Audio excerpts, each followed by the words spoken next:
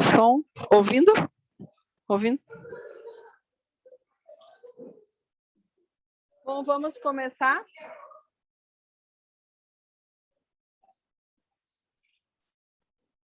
Pessoal, vou iniciar a aula. Bom, boa noite a todos. Meu nome é Fabiane, eu sou médica, atendo no ambulatório. Para quem não está diretamente no dia a dia com a gente, eu atendo no ambulatório de especialidades da Central de Especialidades de Toledo. Sou médica pneumologista e também faço preceptoria dos doutorandos da UFPR. Bom,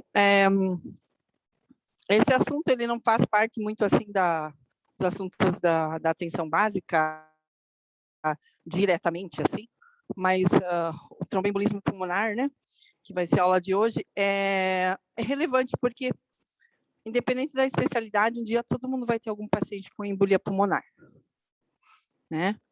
Ou com trombose venosa profunda. Então é um tema relevante, é um tema importante tanto para clínico quanto para cirurgião.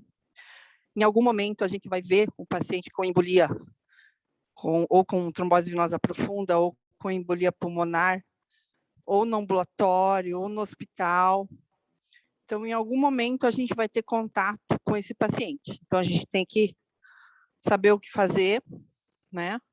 E, muito mais do que isso, pensar sempre na possibilidade desse diagnóstico, porque ainda o que mais acontece com essa doença é o subdiagnóstico, né? Então, uma doença muito relevante, dependendo da gravidade, com uma alta mortalidade. Então, por isso que esse assunto é sempre importante para qualquer especialidade médica. E cada vez mais está se descobrindo que a embolia pulmonar, o tromboembolismo venoso, está cada vez mais presente no diagnóstico. Se a gente for investigar, está cada vez mais incidente no nosso dia a dia, nos nossos pacientes. Então, a aula de hoje é tromboembolismo pulmonar. Então, a definição é uma obstrução aguda ou episódica da circulação arterial pulmonar por um trombo sanguíneo, com súbita redução ou cessação total da perfusão à zona correspondente. Cessação total ou parcial, né? A trombose venosa profunda, então eu coloquei já as siglas, porque depois eu vou estar colocando as siglas. Desculpa, passei. Desculpa. A trombose venosa profunda, daí eu coloquei com a sigla TVP, porque depois eu vou estar colocando as siglas em vez de escrever tudo para ficar mais fácil. Ela é tida como a condição básica mais frequente, e o tromboembolismo pulmonar, então chamado TEP, abreviadamente, como uma complicação da TVP. Então, assim, a trombose venosa profunda, ela por si só, ela não seria um grande problema. O problema é que ela tem grandes chances de evoluir para um TEP. E esse sim é que aumenta muito a chance de mortalidade do paciente. Então, a trombose venosa profunda, né, a TVP, e o TEP constituem entidades com história natural comum e manifestações clínicas interrelacionadas, reunidas no conceito abrangente de tromboembolismo venoso, que é a abreviação aqui eu coloquei também como TEV, e depois vai aparecer no decorrer dos slides também. Então, para entender melhor, tromboembolismo venoso, ele engloba tanto a TVP quanto o TEP, certo? Então, aqui, como no Brasil as incidências e prevalências são um pouco difíceis da gente obter, a gente sempre acaba se espelhando nos outros países que têm uma estatística mais fiel. Então, por exemplo, nos Estados Unidos, estima-se que o tromboembolismo venoso acometa cerca de 100 pessoas para cada 100 mil habitantes. Isso na população em geral. Sendo que 1/3 desses pacientes apresenta TEP, que é o tromboembolismo pulmonar, e 2/3 apresentam TVP, que é o tromboembolismo, trombose venosa profunda, certo? A mortalidade. Então, assim, a mortalidade geral, antes do tratamento com anticoagulantes, era em torno de 30%, era bem alta. E após a anticoagulação adequada, a mortalidade gira em torno de 2% a 8%. Só que, assim, dados de necrópsia também, eles são, aqui no Brasil, ainda muito subnotificados, pouco realizados, digamos assim. O serviço de verificação de óbito aqui no Brasil é muito falho, né? Então, mas nos países que fazem corretamente isso, a gente observa que 2/3 dos pacientes com embolia pulmonar, com TEP, não tinham diagnóstico em vida. Então, isso é muito alto, né?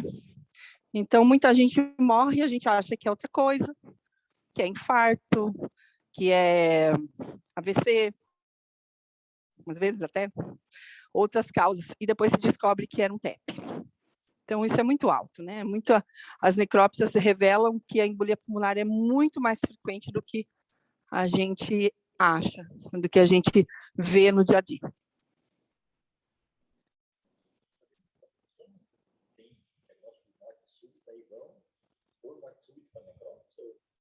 E se ele teve o TEP de morte súbita, ia morrer de qualquer jeito. O TEP maciço fez uma parada, ia morrer de qualquer jeito. Não, eu acho que aqui inclui os pacientes, não só de morte, não só os pacientes em geral, tá? Não só de morte súbita com TEP maciço, não. Os pacientes de modo geral. Então, o TEP, né, é a complicação aguda. Perdão, estou apertando o botão errado. Agora sim. O TEP é a complicação aguda mais temível da TVP, certo? Sendo a causa de morte evitável mais comum no paciente hospitalizado. Certo? Então, o TEP, tromboembolismo pulmonar, pode estar associado a 5% a 10% das mortes de pacientes hospitalizados. Então, também é muito alto. E a incidência de tromboembolismo venoso atinge, em média, 2% dos pacientes internados. Então, assim, as mortes, como a gente tem um tromboembolismo venoso, tanto TVP quanto TEP, em média, em 2 em cada 100 pacientes internados, e desses, até 10% podem morrer, então a gente tem uma incidência grande. E por que nos pacientes hospitalizados, né? Porque são os pacientes que estão acamados, os pacientes que fizeram alguma cirurgia, os pacientes graves que estão numa UTI, politraumatizados, ou de tantas outras doenças que os pacientes acabam internando. Então, a chance de uma TVP e TEP nos pacientes hospitalizados é sempre, nessa população, é sempre maior do que na população em geral. Então, aqui temos a tríade virchoviana, né? Que é bem clássica, como causa, como a fisiopatogenia do TEP, do tromboembolismo venoso, né? Então, o Virchow, ele viveu nessa época, de 1821 a 1902, e ele definiu que os fatores de risco para ocorrer a trombose deveriam ser 3, pelo menos, né?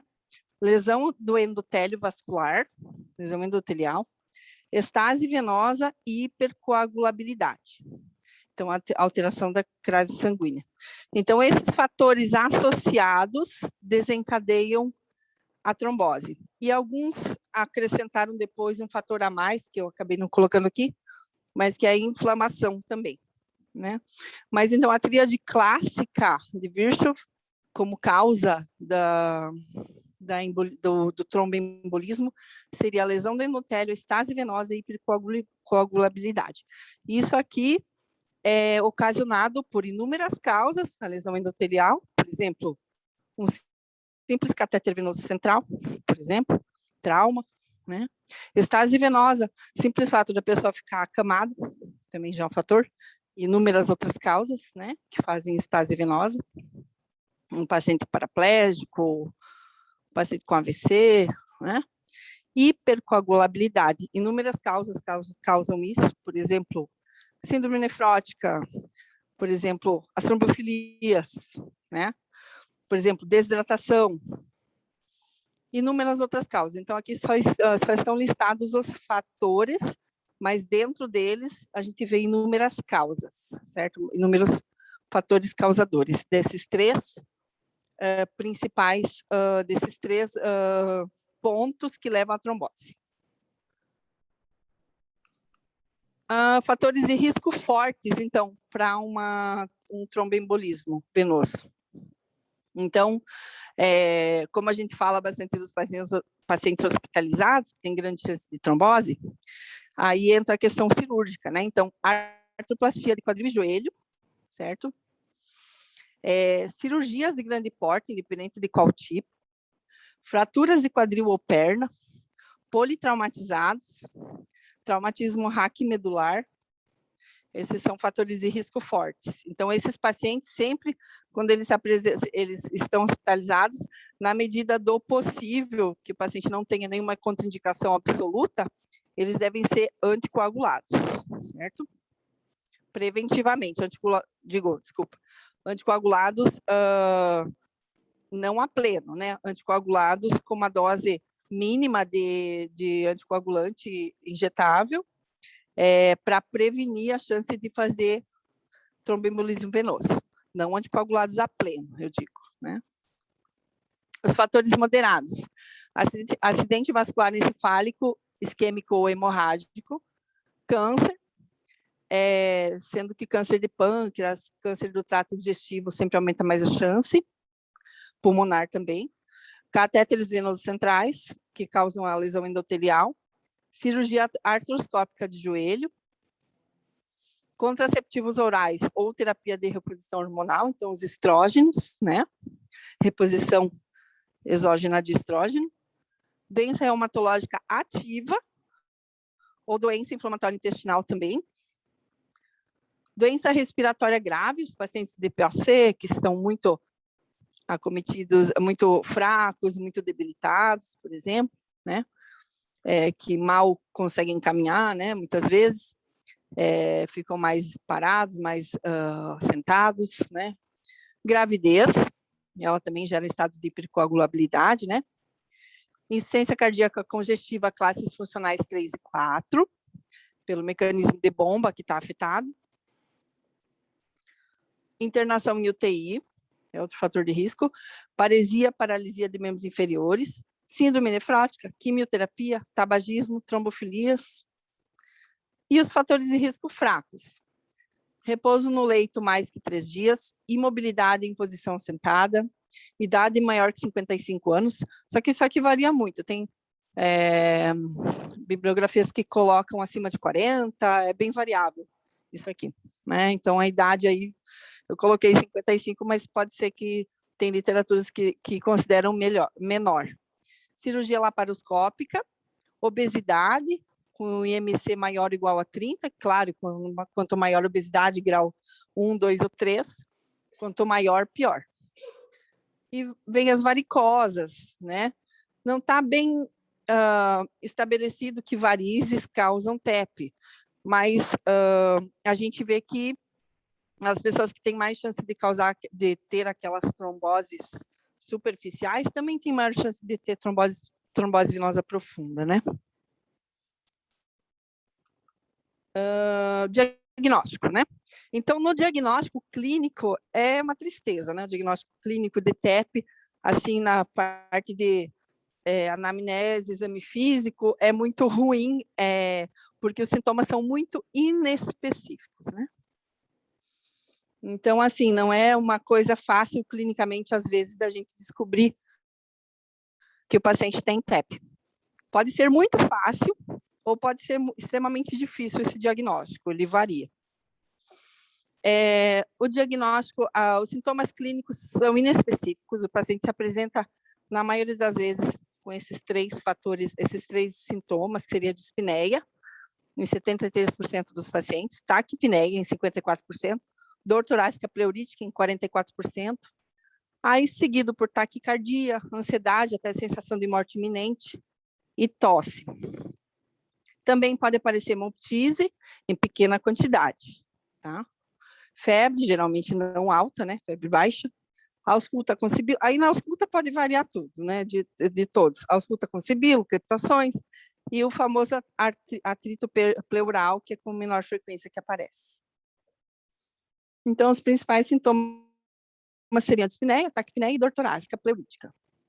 É aquela dor torácica, a inspiração, né? Então, aqui a gente tem uma imagem no exame físico, né, de um paciente, a gente vê as panturrilhas, a panturrilha esquerda está aumentada de tamanho, a gente vê até no tornozelo um aumento, provavelmente tem um edema aqui nesse tornozelo, examinando provavelmente, palpando, provavelmente a gente vai ver que tem um empastamento dessa panturrilha e vai estar dolorosa. Então, isso caracteriza clinicamente, sugerindo grande chance de ser uma trombose venosa profunda, né? Então, aqui, quando a gente examina um paciente assim, a gente vai procurar esses sinais nesse paciente. O sinal de Romans, que é dor na panturrilha, a dorsoflexão do pé. Então, a gente dobra o pé do paciente ali, faz uma dorsoflexão, o paciente vai referir dor na panturrilha. Sinal da bandeira, que é menor mobilidade, a palpação da panturrilha acometida, então vai comparar as duas panturrilhas, vai mexer as duas panturrilhas de um lado para o outro, e a panturrilha acometida vai estar empastada, vai estar endurecida, e não vai se movimentar tão bem quanto o outro lado normal. Sinal de Bancroft, que é a dor à palpação de musculatura da panturrilha quando pressionada contra a estrutura óssea. Então, quando eu pressiono a panturrilha, pressiono contra a tíbia, o paciente vai referir dor também.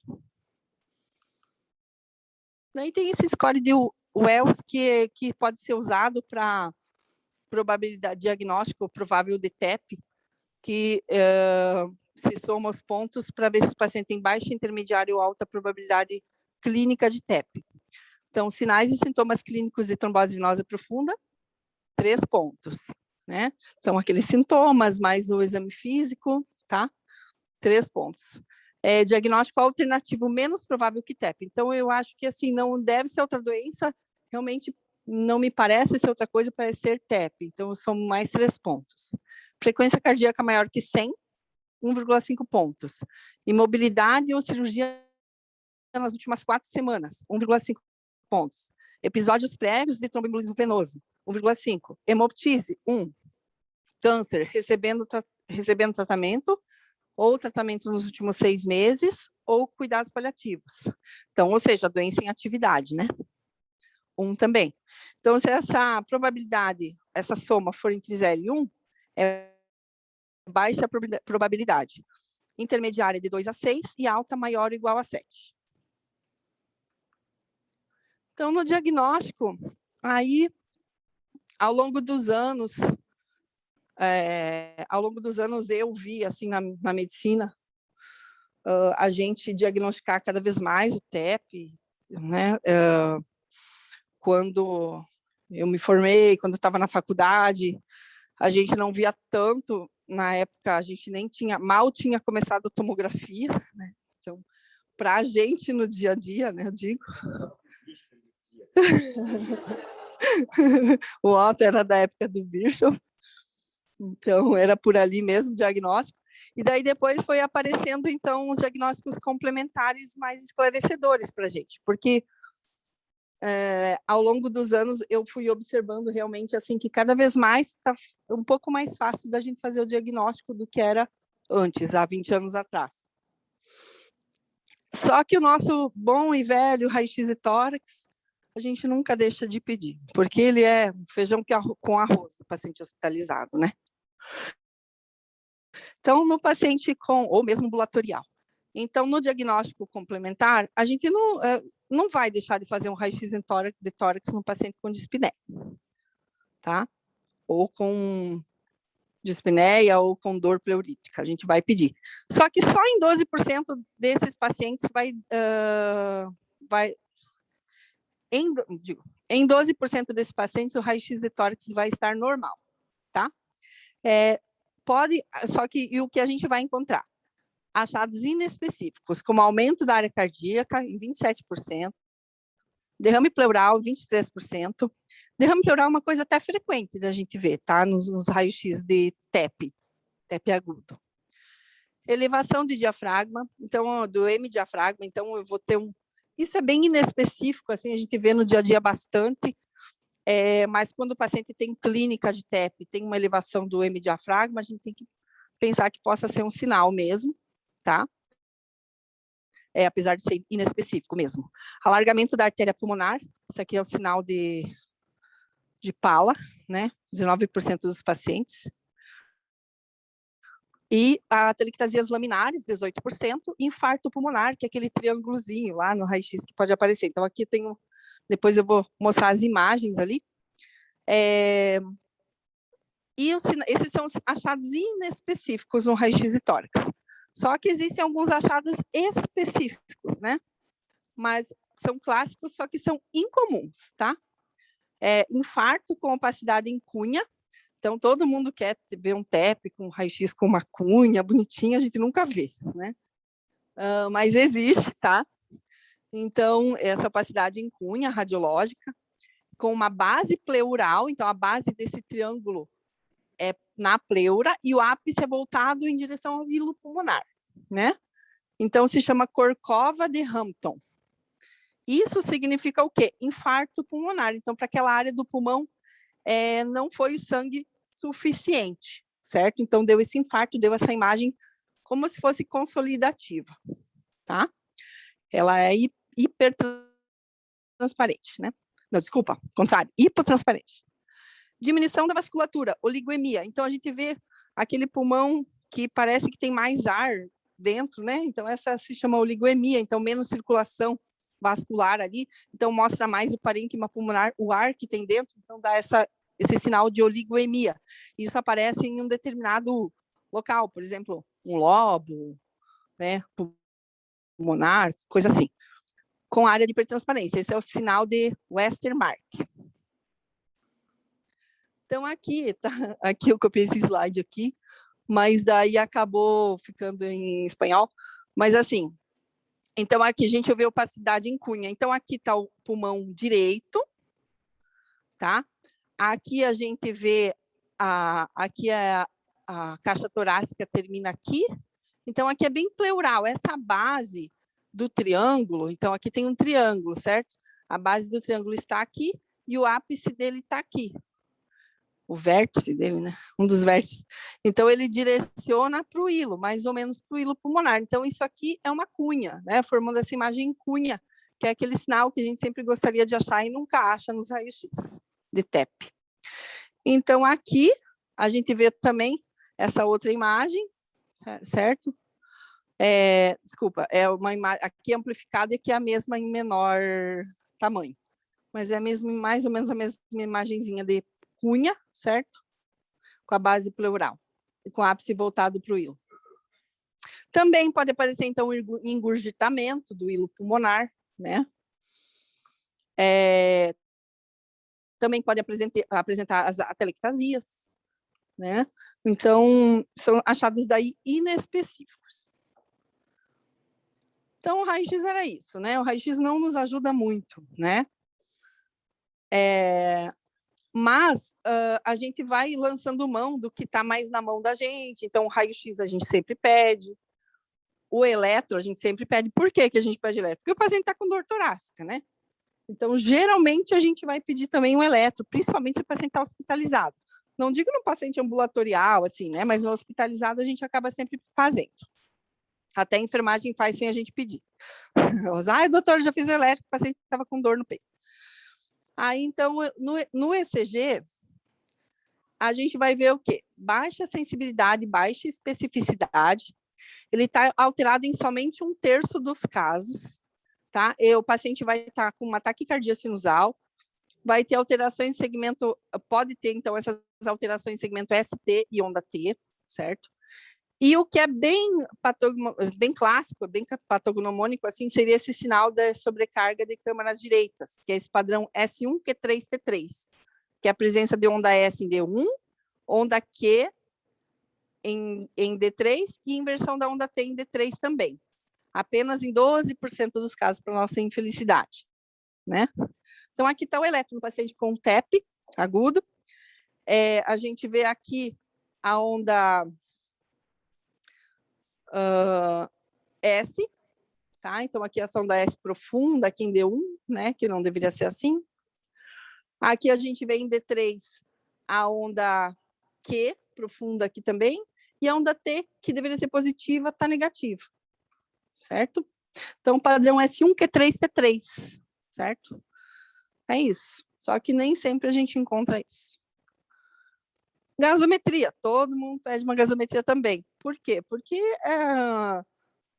é o básico ali do paciente com dispneia, né? A gente acaba solicitando, e também a gente vai ver achados inespecíficos de hipoxemia e hipocapnia. O paciente vai estar com pouca oxigenação e vai estar hiperventilando, eliminando o CO2 ali, causando uma hipocapnia. Isso pode aumentar o pH na gaso, tá? Ou pode fazer uma gaso com pH descompensado, né? Fazendo uma alcalose, digo. Diagnóstico também, seguindo no diagnóstico. Então, aí começa a entrar as coisas assim que ajudam mais a gente. Então, já fiz um raio-x, um paciente com dor torácica, também fizemos já um eletro, mas ainda assim a gente está em dúvida, né? Então, eu vou partir para exames laboratoriais e outros exames mais específicos. No exame laboratorial, a gente acaba, hoje em dia, é uma coisa também de uns anos para cá, que foi se usando mais, é o dedímero, né? O dímero D. O dímero D é um produto da degradação da fibrina, que se eleva em episódios de tromboembolismo venoso, quando o sistema fibrinolítico procura dissolver os trombos, né? Então, sempre quando há alguma trombose, alguma parte do corpo, o dedímero vai subir. Só que o problema dele é que ele é muito sensível e pouco específico, então ele se eleva em várias outras situações. Ele se eleva nos pós-operatórios, pelo próprio fato da agressão tecidual ali, na gestação, no puerpério, na doença vascular periférica, nos pacientes com câncer, insuficiência renal, sepse, doenças inflamatórias, idade mais de 60 anos também é um fator, história prévia de tromboembolismo venoso. Então, o dedímero, ele também deixa a gente muitas vezes em cima do muro para o diagnóstico definitivo. Então, é isso, ele tem alta sensibilidade e baixa especificidade. Ele não é útil para pacientes com alta probabilidade de TEP. Então, se eu tenho um paciente com alta probabilidade de TEP, eu nem preciso pedir dedímero para ele. Porque se o dedímero vier normal, não vai excluir o TEP. Tá? E com certeza vai dar estouradão e também não vai deixar a gente muitas vezes até na dúvida, porque já é um paciente com outras comorbidades, né? Então, no paciente com alta probabilidade, não precisa pedir dedímero. A gente sempre pede, mas não precisaria, tá? Então, sua maior aplicabilidade, quando que é, então? Por que existe, né? Por que a gente vai pedir? Então, se dá em pacientes com baixo risco para TEP. Nesse caso, se positivo, indica-se, então, uma angiotomografia de artérias pulmonares. E se negativo, então, essa indica-se angiotomo para diagnóstico. Se ele for negativo, ele descarta a possibilidade de TEP. Então, quando que eu uso? Se eu tenho um paciente com baixa probabilidade de TEP, e eu penso, mas será que não pode ser embolia? Então, eu vou pedir um dedímero. Se vier negativo, pronto, esse paciente não tem embolia, tem outra coisa, né? Outra doença, causando a dispneia dele, né? Claro, sem a clínica, nesse caso, um paciente sem aquela clínica típica de TEP, certo? De tromboembolismo, né? O ecocardiograma, esse é o queridinho, né? Porque, assim, ele não dá diagnóstico firmado de TEP, muitas vezes. Eu já vi dar diagnóstico firmado de TEP nos pacientes na rotina clínica. A gente vê que é um exame muito bom, porque, assim, ele é um exame de fácil realização, né? No paciente hospitalizado, é um exame que pode ser feito à beira do leito, é um exame que não vai contraste, é um exame que pode ser feito em qualquer pessoa, né? Claro que tem o fator de ser operador dependente, e também se o paciente tiver com uma janela acústica ruim, vai ser um pouco difícil o diagnóstico. Mas, assim, ele não firma o diagnóstico, mas ele é muito interessante para o prognóstico. Então, o ecocardiograma transtorácico, o que ele mostra? Ele vai mostrar para a gente qual o prognóstico desse paciente com TEP, antes da gente saber se tem TEP ou não, então ele vai nos auxiliar. Eu acho que parece que é um TEP mesmo. Então, ele vai mostrar o prognóstico e a estratificação de risco, sinais de sobrecarga cardíaca direita, que isso que a gente não quer que aconteça, que o paciente tenha sobrecarga de câmaras direitas, repercussão hemodinâmica, né, que aumenta muito a gravidade do TEP. Então, sozinho, raramente confirma o TEP, por ter baixa sensibilidade para visualizar o êmbolo. Então, ele não vê o êmbolo, mas ele vê os sinais indiretos. Então, os sinais indiretos de TEP. Dilatação e hipocinesia do ventrículo direito, que é um sinal grave. Movimentação paradoxal do septo interventricular. Regurgitação tricúspide, nós podemos aí conseguir, quando existe essa regurgitação tricúspide, quando existe esse movimento paradoxal, essa dilatação, sempre vai ter uma regurgitação tricúspide, né? Então, a gente vai conseguir obter essa medida da pressão sistólica em artéria pulmonar estimada. Então, se ela der muito alta, acima de 25, já é alterada, né? Então, se ela der lá 50, 60, opa, chama muita atenção, né? 80, né? Então, quanto maior o valor, mais chance de realmente esse paciente ter TEP.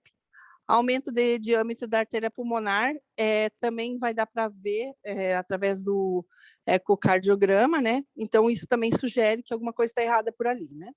Então, o exame queridinho, que ajuda muito a gente, assim, no diagnóstico de TEP, porque é de fácil realização e não interfere, não é um exame invasivo, né? Então, isso que é interessante do ecocardiograma como um auxiliar no diagnóstico. Então, no paciente que tem suspeita de TEP, né, eu posso também, quando o paciente, tendo ou não clínica de trombose em membro inferior, claro, quando o paciente tem clínica de trombose em membro inferior, sem dúvida nenhuma, eu vou pedir um ecodoppler de sistema venoso. Quando o paciente não tem nenhuma clínica, eu posso até deixar ele de lado, num primeiro momento, né? Mas, assim, por que eu vou pedir? Porque a maioria das tromboses venosas profundas, a maioria dos tromboembolismos venosos, eles vêm dos membros inferiores. É difícil vir dos membros superiores. Já tive paciente que teve TVP de membro superior. Tive uma paciente que teve. Ela tinha 39 anos, não morreu, tá vendo? Ela tem 39 anos, tinha na época, eu quero dizer, e ela fez uma cirurgia para tirar um cisto no punho, que era uma cirurgia assim que fazia como é que chama quando a gente faz a cirurgia e coloca um garrote? Garrote. Isso foi garroteado, membro superior, por 20 minutos. E depois, no dia seguinte, essa paciente evoluiu com dispneia. E ela não tinha uma justificativa para ela ter dispneia. Ela não tinha também nenhuma, nada em membros superiores. Nem lembrei de examinar o membro superior. Aí, como ela tinha dispneia e hipossaturação, aí acabamos investigando com um angiotomo e veio sugestiva de TEP. Então, ela fez uma TVP de membro superior, tá? Em decorrência do trauma cirúrgico, na verdade, do garrote. Mas por quê? Normalmente não acontece isso, né?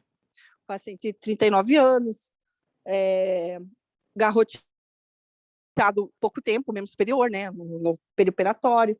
Então, por que essa paciente fez isso? Porque ela tinha um fator de 5 de Leiden positivo, e isso a gente descobriu na investigação posterior. Ela e o filho. Depois a gente descobriu que o filho também tinha. Então, essa paciente tinha uma trombofilia. Então, garroteou o braço, foi o que faltava para ela fazer uma trombose. Só que a gente não vai fazer ecodoppler de membro superior dos pacientes com suspeita de TEP, né? A gente vai fazer dos inferiores, que é o lugar mais incidente.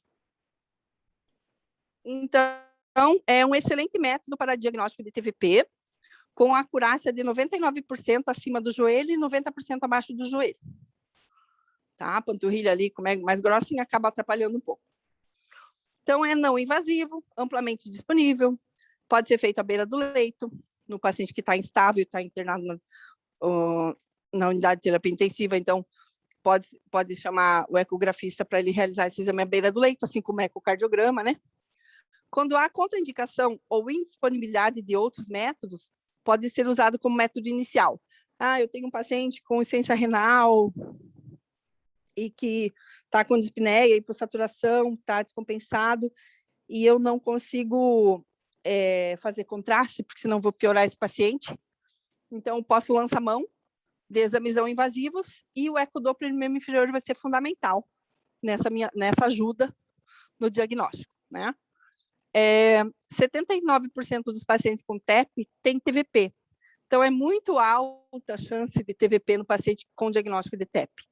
E muitas vezes a gente faz o contrário, a gente vê que o paciente tem TEP e depois pede um ecodoppler de membro inferior, porque daí a gente vai poder definir melhor depois do tratamento, quanto tempo de tratamento esse paciente vai fazer, aí a gente diagnostica e depois manda para o vascular vai ter que acompanhar esse paciente, então tem toda essa questão de fazer também o ecodoppler depois, a gente diagnosticou TEP, então ainda no hospital a gente acaba pedindo na prática clínica, acontece muito isso. 50% dos pacientes com TVP tem TEP. E 40% a 50% dos pacientes com TVP, sem sintomas de TEP, não parece ser TEP, não tem dispneia, não tem nada. Então vamos fazer uma cintilo VQ, uma cintilo ventilação perfusão. Se aparecer que tem alta probabilidade, ele tem TEP. Tá? Então, por que isso? Muitas vezes o paciente ele tem TEP de pequenos vasos, não repercute muito, e clinicamente ele não tem muitos sintomas, mas a cintilografia é bem sensível para ver isso. Então, ela ajuda nos pacientes que têm uma trombose venosa profunda, que não tem uma clínica de TEP, que ela consegue ver que muitos desses desenvolveram TEP também. Então, a cintilografia, né? Então, a cintilografia aqui, na nossa região, acaba a gente tendo, assim, sempre um pouquinho de dificuldade, porque ela não está dentro do hospital, ela não está na nossa cidade, ela está na cidade vizinha. Então, é uma clínica só, então a demanda é grande para essa clínica. Eles tentam dar prioridade para fazer as cintilografias no paciente que está internado, né? Se a gente pedir no paciente internado, em 1 ou 2 dias o paciente faz o exame. Mas dificulta um pouquinho, tá? Então, a gente não tem esse exame muito fácil na nossa mão no dia a dia, tá?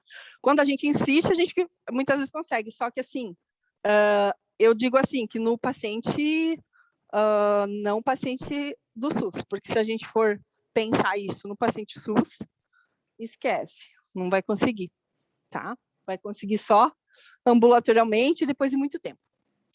Mas no paciente do convênio, que está hospitalizado, a gente muitas vezes consegue fazer se a gente realmente muito precisar, né? Então, é uma excelente opção em pacientes suspeitos de TEP, sem comorbidades cardiopulmonares e com raio-x normal. Então, a cintilo, ela é interessante assim, eu acho que o paciente pode ter TEP, mas a angiotomo foi negativa, né? E assim, esse paciente, eu vejo no raio-x que ele não tem cicatriz de nada, de pneumonia, de fibrose pulmonar, não tem nenhuma alteração radiológica, então esse é o paciente bom para fazer cintilo. Porque se eu pegar um paciente que já tem cicatriz pulmonar, vai atrapalhar o exame, tá? Então, esse exame, ele depende de um parênquima pulmonar em bom estado, assim, sem fibrose, sem cicatriz, para conseguir fazer uma boa avaliação. Então, tem algumas situações que ele cabe, né? E o resultado normal ou de baixa probabilidade, alto valor preditivo negativo, afasta TEP. Resultado de alta probabilidade, alto valor preditivo positivo, 92, 99% confirma TEP. Resultado de moderada probabilidade, aí complicou, porque daí depende de uma avaliação com outros exames para confirmar ou descartar. Então, quando ele é baixa probabilidade, ajuda a afastar o TEP. Quando é de alta probabilidade, ajuda a confirmar.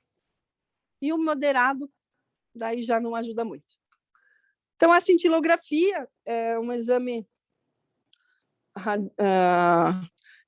que usa radioisótopos, né? Então, o paciente faz uma inalação com a substância e depois é feito também a imagem em perfusão. Então, é feito em 2 etapas. Aqui na inalação, mostra todo o parênquima pulmonar bonitinho, a inalação se concentrou onde deveria, né? Preencheu os alvéolos ali bonitinho. Então, tá aparecendo o pulmão íntegro. Agora, na perfusão, não, né? A gente vê uma falha aqui, ó. Tá? Então, assim, quando a gente tem um parênquima pulmonar que na inalação está preservado e na perfusão não está, significa que esse paciente tem TEP, porque, assim, ele está circulando... claro que existe aquela questão de quando não tem circulação sanguínea, diminui a ventilação no local. Mas, muitas vezes, aqui a gente consegue ver que ainda existe um pouco de essa inalação ainda está preservada, mas com a perfusão comprometida. Então, se a gente tivesse os dois da mesma forma, não dá para confirmar TEP. Então, inalação preservada e perfusão comprometida é sinônimo de TEP. Por exemplo, inalação comprometida e perfusão comprometida já não dá diagnóstico.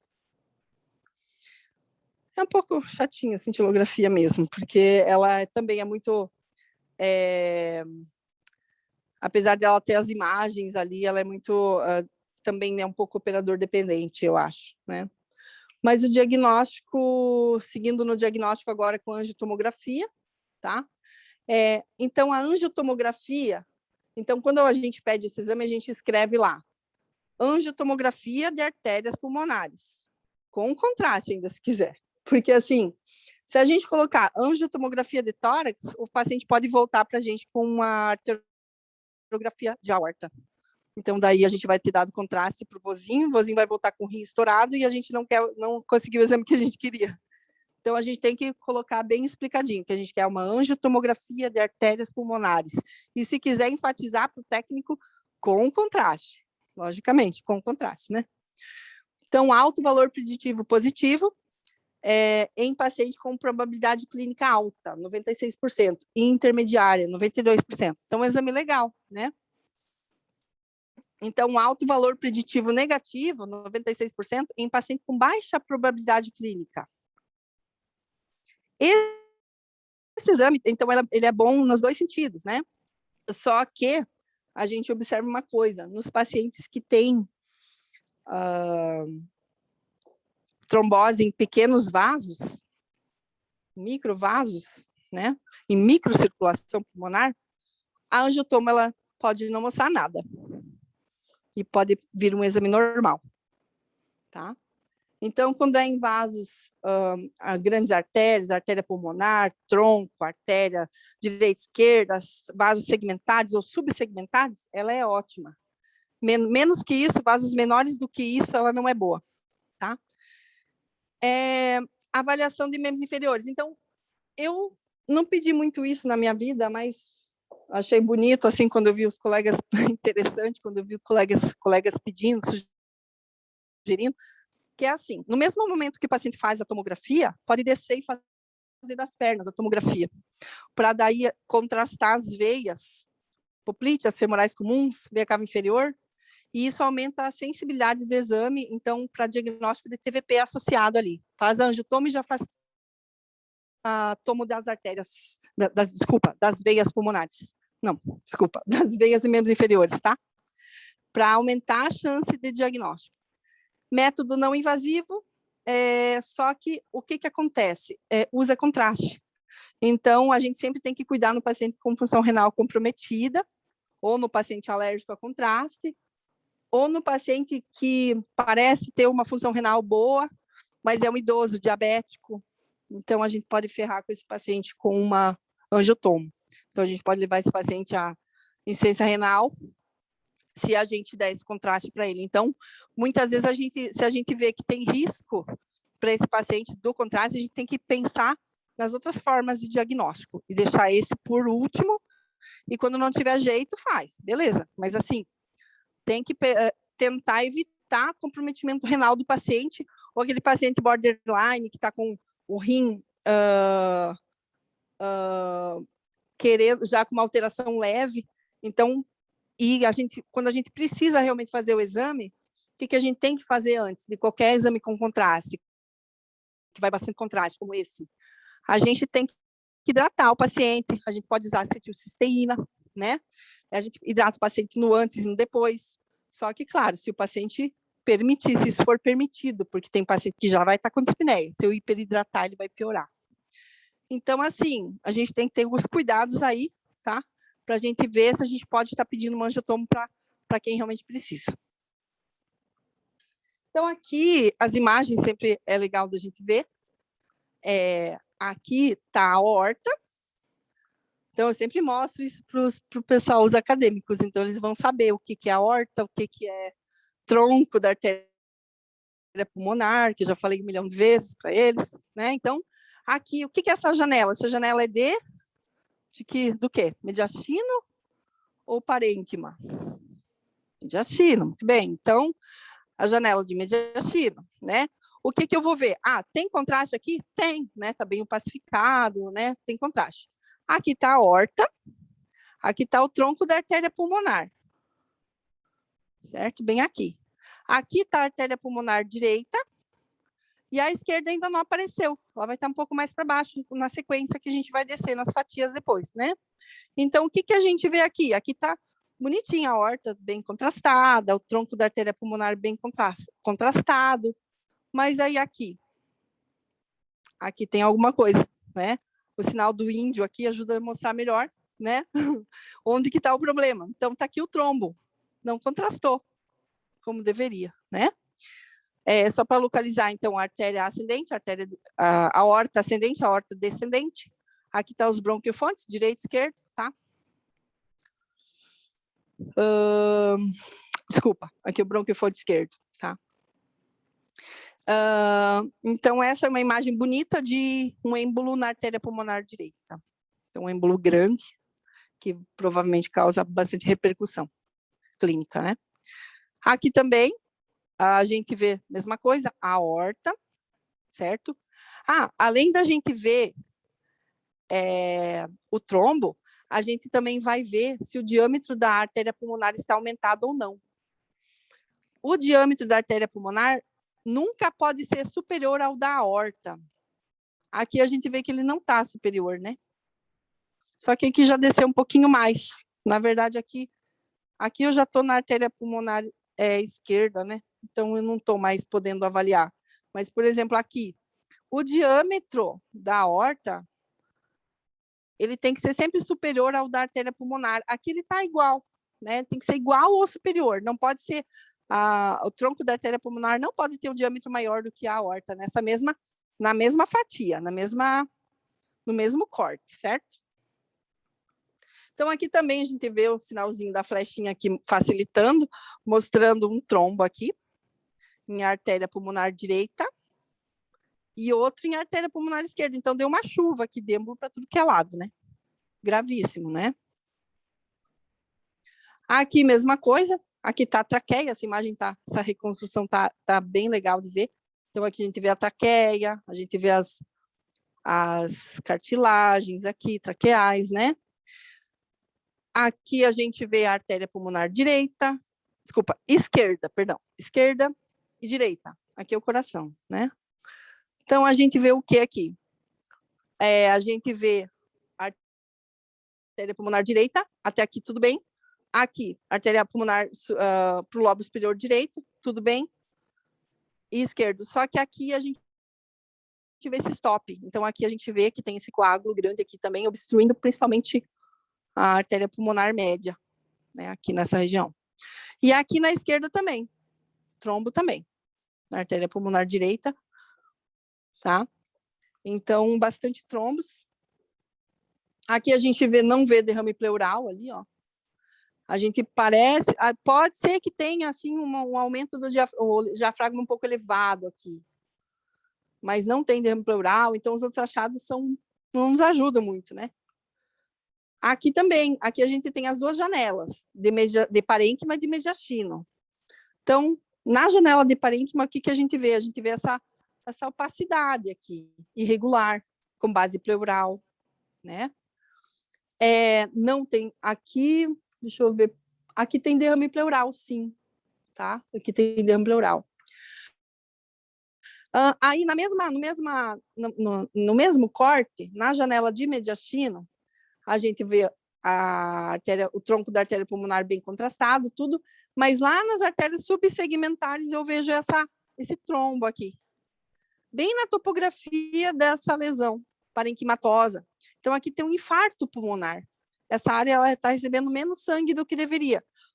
Só lembrando que o pulmão, por sorte, ele é vascularizado tanto pelas artérias pulmonares como pelas artérias brônquicas. Então, a gente não perde esse parênquima pulmonar, não morre, tá?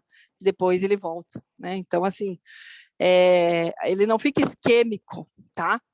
A gente tem uma dupla vascularização arterial para o pulmão, tá?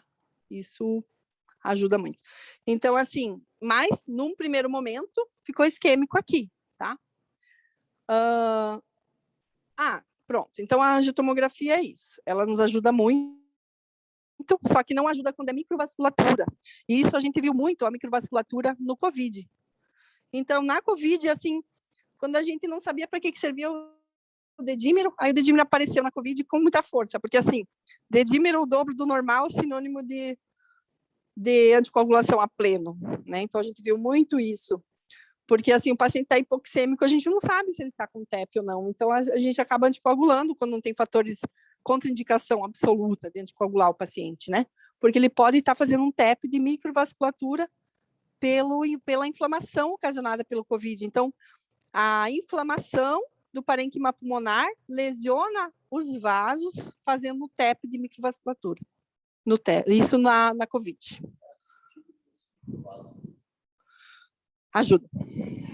Ajuda bastante. Eu confesso que eu não pedi para nenhum, mas ajudaria, né?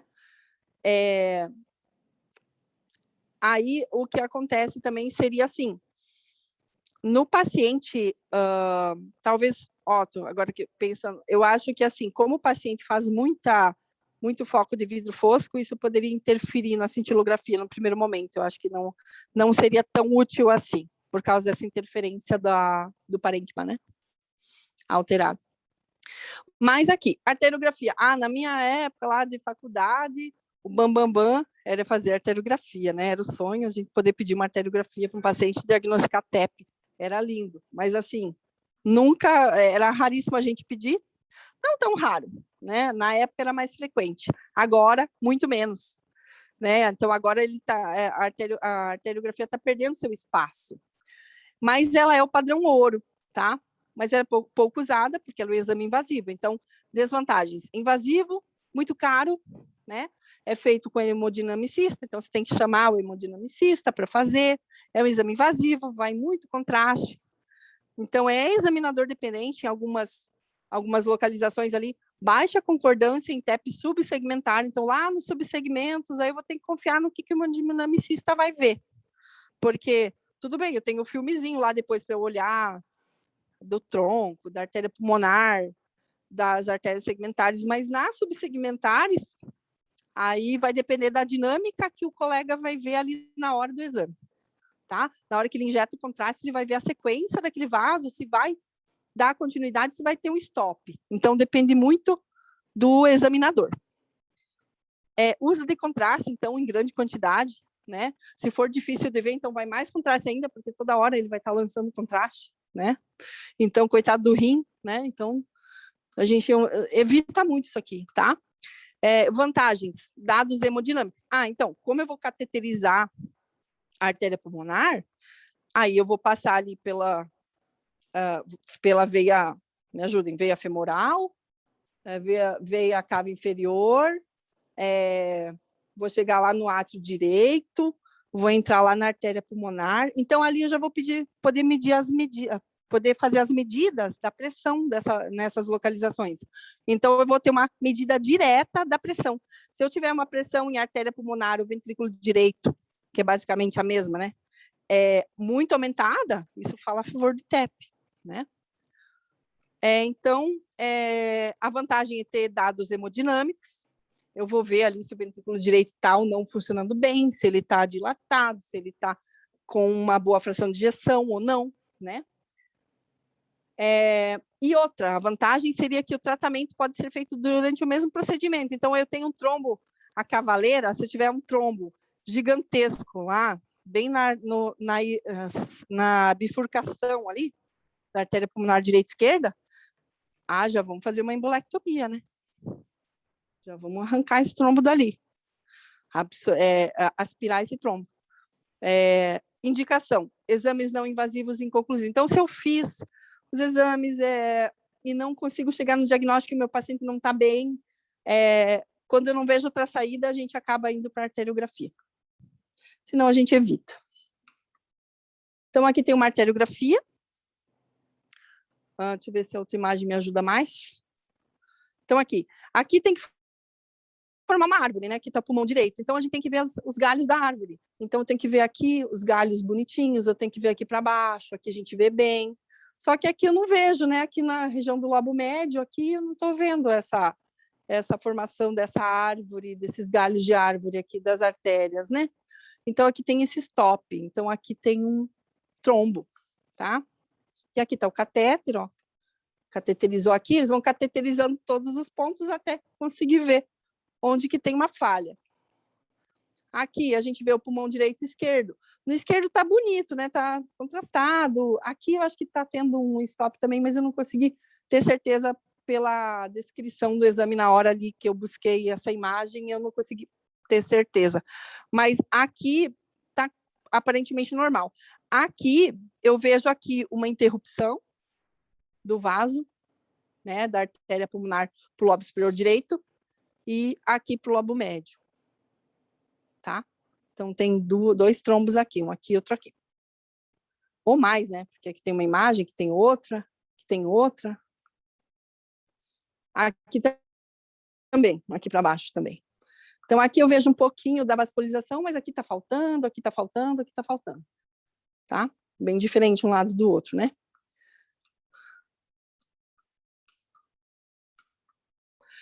Tá. Então, agora o risco clínico. Quando eu tenho um risco clínico alto a moderado de TEP, então, deixa eu só. Então, eu vou pedir uma angiotomografia de tórax. Então, avaliação de tórax e membros inferiores. Então, essa que faz o tórax e já desce para as pernas no mesmo momento. Se o exame for positivo, confirma a TEP. Se o exame for negativo, eu faço um Doppler de membros inferiores. Se ele vem negativo e eu ainda tenho alta probabilidade de TEP, ou moderada, aí eu posso partir para uma arteriografia. Se o exame vem negativo, angiotomo, e eu faço um Doppler e vem positivo, confirma, TEP. E se o exame vem negativo e a cintilografia, se realmente o paciente puder fazer cintilo, que ele tem um raio-x normal, com exame negativo. Se vem positiva, com alta probabilidade, ou moderada, confirma TEP. Se for negativo, descarta. Tá? E daí, se vem negativo aqui, e eu ainda tiver dúvida, eu posso partir para uma arteriografia, quer dizer. Tá falhando o meu negocinho. Ok. Cadê a flecha? Risco clínico baixo. Aí eu vou pedir um dedímero. Se ele vem negativo, eu descarto o TEP, porque o paciente não tem muita clínica de TEP mesmo, e eu pedi o dedímero, ele não tem sinal de degradação de produtos da fibrina, então ele não tem embolia pulmonar, não tem trombos, não tem nada. Mas se o exame vem positivo, aí eu tenho que partir para uma angiotomografia de tórax. Se o exame vem negativo, eu descarto, e se vem positivo, confirma.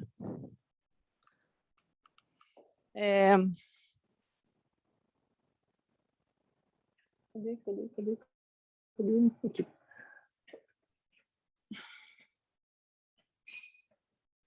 Tá, aqui saiu separadinho, mas estratificação de risco.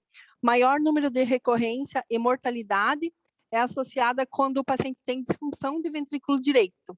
avaliado pelo ecocardiograma. Então, o ecocardiograma ele serve para o prognóstico e também para mostrar se o paciente, então, tem mais chance de mortalidade, certo? Então, a troponina, se ela vem aumentada, ela diz que esse paciente está com acometimento de ventrículo direito, isso não é bom. E o BNP, então, que é peptídeo natriurético cerebral, tá? Então, se esse resultado vem aumentado, ele quer dizer que também está comprometendo o ventrículo direito do paciente, e isso aumenta, faz um prognóstico, se não for tratado adequadamente, o prognóstico não é bom, né? Então, o tratamento, tá? Só um basicão, assim, o tratamento depende da gravidade do paciente. Se eu estou com um paciente com pouca clínica, o paciente está bem, eu estou suspeitando de TEP, ele não vai para a UTI. Mas se é um paciente que está comprometido, hipossaturando, hipotenso, com essa repercussão hemodinâmica e ventilatória, aí eu vou mandar esse paciente para a UTI, tá? Aí eu posso usar a heparina não fracionada, que é nosso Liquemine famoso aí de décadas de uso, que sempre fez um bom papel, só que ele tem um problema, né? A gente tem que fazer o TTPA desse paciente a cada 6 horas, para saber se ele está anticoagulado. Então, isso é muito exame, judia muito do paciente, demanda muito observação, né? A gente tem que estar de olho naquele exame, não pode deixar passar, senão a gente não anticoagula o paciente, senão ele não melhora. Então, o KTTP ele tem que estar entre 1,6 a 2,3, geralmente mais para esse lado aqui, mais para o superior aqui, do padrão. Isso é evidência 1A. Heparina de baixo peso molecular. Então, daí, depois que foi lançada a heparina de baixo peso molecular, que uma delas é a enoxaparina, que é o que mais a gente usa, mas tem uma outra que não usei. Mas a gente vai deixando cada vez mais de lado a heparina não fracionada, porque ela não precisa de controle laboratorial, né? Ela é tranquila de usar, menos chance de fazer o paciente ter uma hemorragia, porque vai ficar mais estável a anticoagulação desse paciente. E a dose que geralmente a gente usa é 1 miligrama por quilo, subcutâneo de 12 em 12, e tentar não ultrapassar a dose máxima de 100 miligramas de 12 em 12. Só que a gente viu muito no COVID, agora os pacientes a gente usar até mais que isso, 120 miligramas de 12 em 12. Já usei em paciente com COVID e com alta probabilidade de TEP. Então, mas o que eles preconizam como dose máxima seria 100 miligramas de 12 em 12, né? Como dose máxima. E daí isso vai variar de acordo com o peso. Usar por 7 a 10 dias seguidos depois do anticoagulante oral. Na prática, a gente vê muitas vezes o paciente usar menos dias. Claro que quanto maior a gravidade, mais dias ele vai ser anticoagulado com a medicação injetável. Quanto menos, se o paciente não está na UTI, está no quarto e está indo bem, a gente pode abreviar um pouquinho esses dias aqui. Pode ser 5, 6, 7 dias, em geral já está suficiente. Mas se é um paciente mais grave, ele tem que ser anticoagulado por 10 dias. E... esquecendo que não vai. A anticoagulação oral. Então... isso já mudou, os alunos acadêmicos têm sorte que estão vendo cada vez menos a varfarina, porque ela sempre foi uma pedra no sapato. Sempre a gente da pneumologia, da cardiologia, sempre vascular, sempre teve que ter um ambulatório de anticoagulados. Vocês não vão saber o que é isso, os acadêmicos. Mas é ambulatório dos anticoagulados. Só para o paciente mostrar o TAP para a gente. Aí eles querem falar de 1000 coisas, a gente diz, não, hoje é só o TAP, é 5 minutos, é o TAP. Mas eu tô... Não, hoje é só o TAP. Então, o paciente vinha lá só para mostrar o TAP. Claro que eles queriam fazer uma consulta, a gente não pode deixar, né? Então, na época que eu fiz residência, a gente tinha que cuidar o TAP dos pacientes usando varfarina, usando fenprocumona. Agora, a fenprocumona parou de ser fabricada. A princípio, parece que é definitivo, não tenho certeza. E nós temos só a varfarina mesmo ainda. Ela é muito barata, ela ainda é muito usada pelo preço, né, que é muito baixo. Só que ela é horrível para controlar, porque qualquer coisa verde que a pessoa comer a mais já descontrola. E tem que tomar em jejum não, tem que ser assim, 2 horas depois que comer ou 1 hora antes de comer, tem que ter um intervalo, não pode misturar com a alimentação, senão já desregula o controle. Num mês o paciente está adequado, no outro mês ele já desregulou tudo. É uma bagunça, a gente nunca tem certeza que o paciente realmente vai estar anticoagulado. Só em quem for aquele paciente bem certinho, que não come nada fora do que deveria, que cuida, que aí a gente pode confiar, né? O RNI, que a gente espera entre 2 e 3, ou 2,5 e 3,5, tá? Geralmente o mais comum é 2 e 3. Manter a heparina até essa estabilidade da RNI. Então, quando eu vou fazer a troca da heparina, tanto de baixo peso quanto a não fracionada, eu espero o anticoagulante oral, no caso a varfarina, que era o antigo que a gente usava, a gente fazia assim. A gente tinha que usar a dose 3 comprimidos, depois no outro dia 2, depois no outro 1, e nesses dias manter o uso do anticoagulante injetável, para daí depois fazer um TAP, ver se estava bom, para daí mandar o paciente, poder parar com a heparina e daí dar alta para o paciente. Agora tudo mudou. Então, para nossa sorte, agora a gente tem os anticoagulantes novos. A gente tem, por exemplo, dabigatrana, que é o Pradaxa, rivaroxabana, que é o Xarelto, o apixabana, que é o Eliquis, edoxabana, que é a Lixiana. Então, cada vez mais esses medicamentos, desde o começo, foram extrapolados para embolia pulmonar, porque inicialmente se usou para paciente com arritmia, paciente com outras doenças. No começo é tudo do cardiologista, né? Depois o pneumo vai, devagarinho vai indo para pneumo, né? Sempre assim. Mas se extrapolou o uso, os pacientes evoluem bem, né? Então, a gente tem usado esses anticoagulantes também para embolia pulmonar, e agora estão saindo estudos que mostram que realmente ele é efetivo, né? Tanto para trombose venosa profunda, quanto para embolia pulmonar, né? Então, a gente está lançando mão desses medicamentos até nessa troca hospitalar, né? Você usa a heparina, de baixo peso, e daí na próxima dose, que seria a dose da heparina, você já entra com a dose do anticoagulante oral. Daí, no outro dia, o paciente pode ir embora. Então, quanto tempo eu uso esses anticoagulantes orais, né? Quando o paciente tem fator de risco modificável, e o paciente tirou esse fator de risco, eu tive um politrauma, né? Agora eu melhorei, então vou usar 3 meses e pronto, acabou, não precisa mais. Agora, se o paciente tem uma doença crônica, ele não vai poder parar em 3 meses, né? Ele vai ter que seguir usando até aquele fator ser eliminado, ou se não for eliminado, ele vai usar eternamente, né? Idiopática, não sei o que ocasionou, não consegui descobrir. Então, 6 meses de uso, tá? Do anticoagulante oral. No paciente que tem coagulopatias, trombofilias, a interroga 12 meses ou definitivo. Então, tenho vários pacientes que usam definitivo. Eles são doidos para a gente dizer que pode parar, mas a gente sempre diz não. Não sei quando você vai parar. E isso é um problema para eles, porque ainda o custo não é barato desses medicamentos, são caros ainda. Mas agora que se quebrou, as meninas estavam me falando até que a patente do rivaroxabana quebrou e baixou bastante o preço, né? Isso foi interessante. E aí a gente vai se salvar muito dos pacientes que usam varfarina. O filtro de veia cava. Acho que logo vai acabar. Filtro de veia cava inferior. O que é isso, né? Nunca vi. Que negócio é esse, meu Deus? Filtro de veia cava. Isso aqui é uma coisa assim que a gente não gostaria de usar em ninguém, né?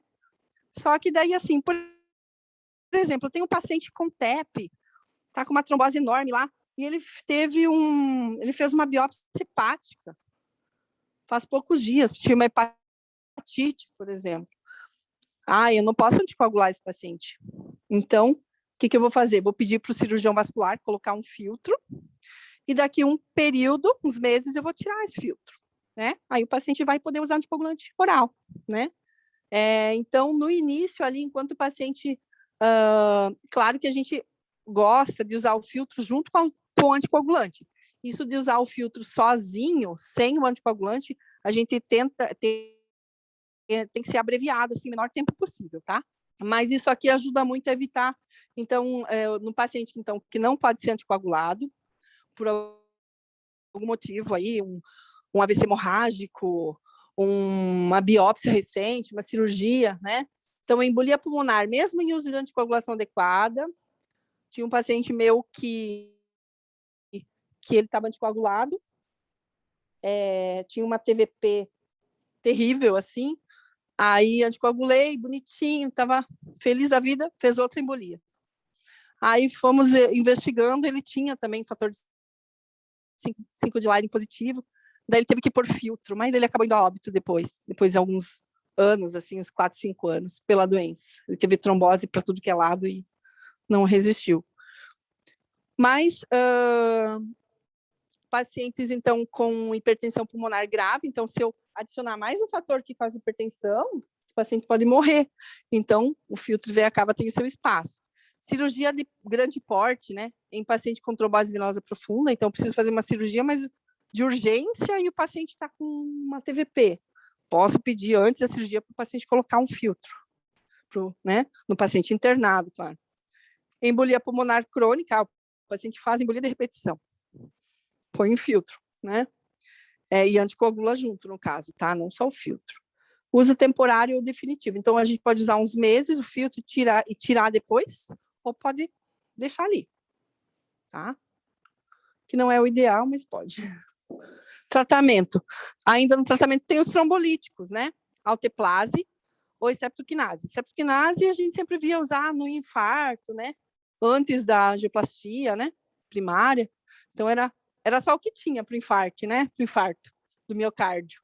Aí depois veio a alteplase, também é muito usada para paciente com AVC isquêmico, né?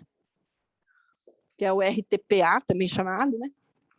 Medicamento bem carinho, mas muito eficiente. Só que tem que ser bem indicado para não levar o paciente à hemorragia, né?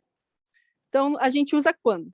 Quando que a gente usa trombolítico, trombólise química? No paciente com TEP maciço, com instabilidade hemodinâmica, isso eu vou descobrir através do ecocardiograma. Menos de 14 dias do episódio inicial, não posso fazer trombolítico no paciente que está 1 mês com TEP. Então, vou aumentar a chance dele ter hemorragia, né? TEP submaciço, e também não funcionar, né, o procedimento.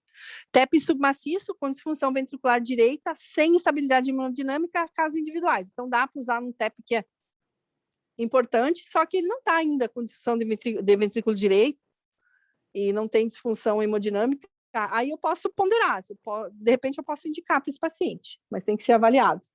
E maior risco de hemorragias, o que mais a gente teme, claro, hemorragia intracraniana, com o uso de alteplase ou streptokinase.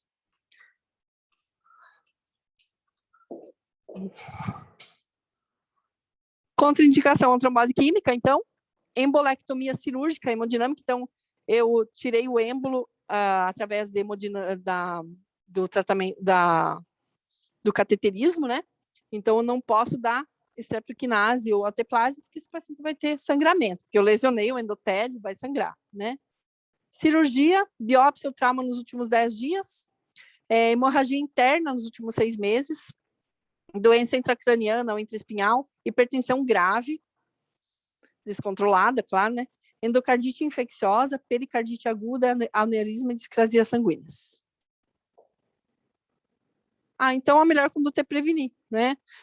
Isso aqui, assim, TEP é uma coisa que a gente nunca gosta de ver, porque a gente sempre pensa, o que eu poderia ter feito antes para esse paciente não ter TEP, principalmente no paciente hospitalizado. Então, deambulação precoce, prevenção, uso do anticoagulante em doses baixas, numa cirurgia, no pós-operatório, cirurgias, principalmente ortopédicas, né?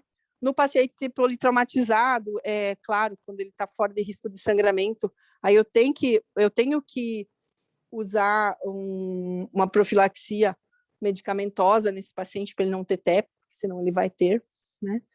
Então, a melhor conduta ainda é prevenir, deambulação precoce, como eu falei, né? E, claro, os outros fatores de risco que o paciente já vem com eles, obesidade e outros fatores que a gente sabe que são facilitadores. É isso, obrigada, gente.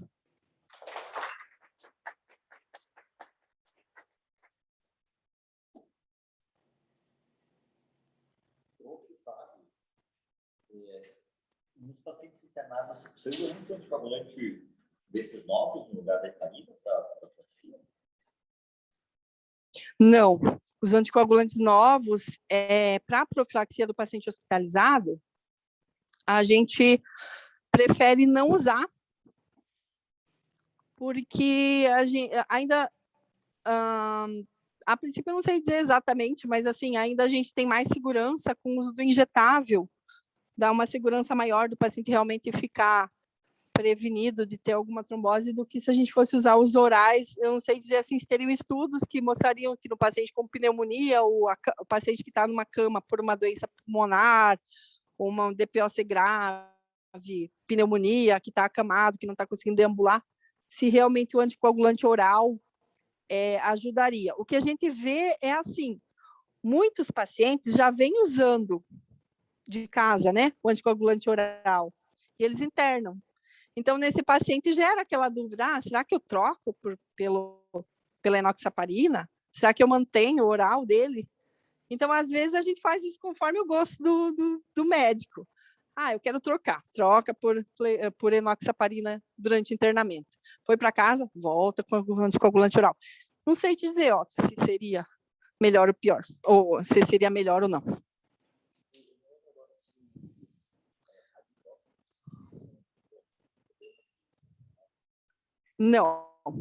Não é seguro. Não tem problema. Só não pode...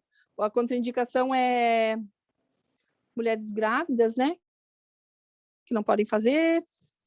Não, e outros problemas, paciente renal crônico não tem contraindicação de fazer a cintilha. Uma situação que eu sempre lembro para os alunos, né? A gente parece que os anticoagulantes novos resolveram todos os problemas. Isso é uma maravilha. Mas aí tem os pacientes que têm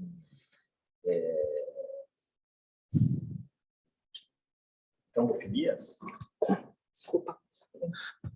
A gente tem a impressão agora que os anticoagulantes novos resolveram todos os problemas da anticoagulação, né? Daí a gente tem os pacientes que têm trombofilia, e esses pacientes, quando usam os anticoagulantes novos, eles têm mais eventos tromboembólicos do que os pacientes que usam Marevan. Então, para o paciente que precisa mesmo de anticoagulação, o Marevan ainda é o melhor remédio para o paciente ambulatorial. O paciente com trombofilia já é um paciente mais delicado. Eu já tive realmente paciente com fatores importantes de trombofilia que não anticoagularam efetivamente com anticoagulante oral, os novos, eu digo. Realmente não foi suficiente. O paciente teve que fazer outro tipo de tratamento, no caso varfarina, hoje em dia, né? Porque não evoluiu bem, realmente. Eu já vi isso acontecer com a minha casuística pessoal, assim. Agora, do modo geral, não sei te dizer se realmente, né? Quando saíram os anticoagulantes novos, foi assim, um monte de estudo, né? Comparando os anticoagulantes novos versus o Marevan, porque se achou que ia se acabar com o uso do Marevan, né? Porque é mais difícil de usar, às vezes você não atinge o RNI adequado, né? E aí, os pacientes usando os anticoagulantes novos tinham pelo menos 30% mais evento do que os pacientes usando o Marevan, mesmo com toda a dificuldade de você manter um RNI adequado. Então, nos pacientes, por exemplo, que eu acompanho que tem síndrome do anticorpo antifosfolípido, a gente não usa anticoagulante oral, não usa anticoagulante oral novo, usa Marevan para todo mundo. Excelente. Ótima colocação. E aí eu sempre também gosto de orientar quando o paciente precisa, quando ele vai usar varfarina, né, o Marevan, o famoso Marevan, que ele não troque de marca, né, isso já ajuda bastante, que ele fique com a mesma marca e não fique oscilando de uma marca para outra, porque isso também é uma coisa que ajuda a manter estabilizado o TAP, além da alimentação dele, que tem que ser mais ou menos manter o mesmo nível de consumo dos vegetais que tem cor verde escura, toda aquela questão. E do horário de tomada do medicamento, né? Ajudar um pouco a ficar um pouco mais estável esse RNI do paciente.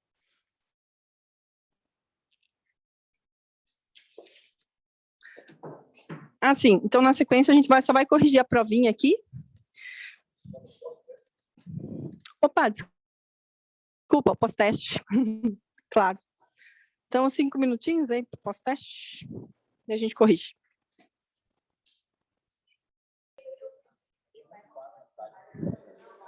Pessoal, desculpa, mas é só obrigatória a correção da prova, né? Senão a gente não ganha a nossa notinha. Então, Em relação à incidência e prevalência do tromboembolismo venoso, assinale a incorreta. A incorreta vai ser a terceira. A incidência de tromboembolismo venoso atinge, em média, 20% dos pacientes hospitalizados? Não, 2%. Então, ali ficou um pouco chata essa questão, porque eu fiquei vendo a porcentagem, mas acabei fazendo assim para tentar colocar um pouco da incidência e prevalência, né? Então, a incidência de pacientes com TEV hospitalizados é de 2%.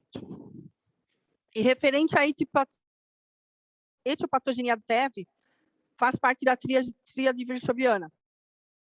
Todos os itens acima: lesão endotelial, hipercoagulabilidade, estase venosa. Quanto aos fatores de risco para a TEV, a análise é correta. Todas acima. Em relação ao diagnóstico de TVP-TEV, a análise é correta. Dedímero, ecocardiograma venoso de membros inferiores, ecodoppler venoso de membros inferiores, ecocardiograma, angiotomografia de artérias pulmonares, constituem os exames complementares mais usados na prática clínica, é essa. Quanto ao tratamento de TEP, a análise é incorreta. No paciente, na última, no paciente em suporte intensivo, pode ser usado anticoagulante oral como terapia inicial? Não, não pode. Tem que ser sempre injetável, certo? É isso.